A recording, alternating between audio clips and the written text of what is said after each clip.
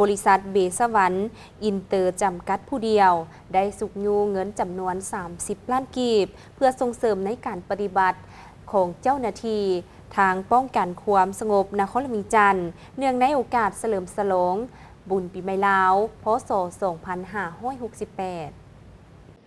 บริษัทเบสวรรค์อินเตอร์จำกัดผู้เดียวสืบต่อให้การสนับสนุนน้ำดื่มที่เป็นผลิตภัณฑ์ของบริษัทจำนวน200แพ็คมูลค่า10 ล้านกีบพร้อมเงินสด20 ล้านกีบรวมทั้งหมดเป็น30 ล้านกีบเพื่อสุกยูส่งเสริมให้แก่การจัดตั้งปฏิบัติหน้าที่ของกองบัญชาการป้องกันความสงบนครหลวงจันทร์เว้าเฉพาะแมนทัวกำลังไอนองตำรวจนครหลวงจันทร์ในการปฏิบัติหน้าที่ป้องกันความสงบให้ทั่วสังคมลาว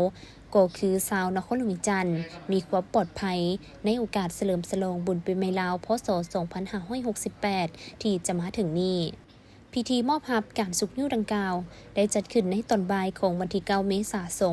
2565ที่ห้องรับแขกของกองบัญชาการป้องกันความสงบนครหลวงจันทร์เขตบ้านโพนปะเปาเมืองศรีสัตนานครหลวงจันทร์โดยการเป็นประธานกล่าวมอบของท่านบุญมีเหลี่ยมสัญจักรประธานบริษัทเบสวรรค์อินเตอร์จำกัดผู้เดียวและต่างหน้ากล่าวรับโดยพันเอกจำปาแสงสุริยาห้องหัวหน้ากองบัญชาการป้องกันความสงบนครหลวงจันทร์มีพันโทสมพรคุณสมบัติห้องพลาธิการกองบัญชาการป้องกันความสงบนครหลวงจันทร์พร้อมด้วยพนักงานทั้งสองภาคส่วนเข้าร่วมเป็นสักขีพยานโอกาสนี้ท่านบุญมีเหลี่ยมสัญจักรได้กล่าวว่าการอุปถัมภ์ในครั้งนี้ก็คือทุกๆปีที่ทั้งบริษัทได้สืบต่อปฏิบัติมาโดยตลอดและต่อไปก็ยังจะสืบต่อสนับสนุนแบบนี้ไปทุกปีเพื่อให้ไอ้น้องทัวกำลังป้องกันความสงบนครหลวงจันทร์มีกำลังใจ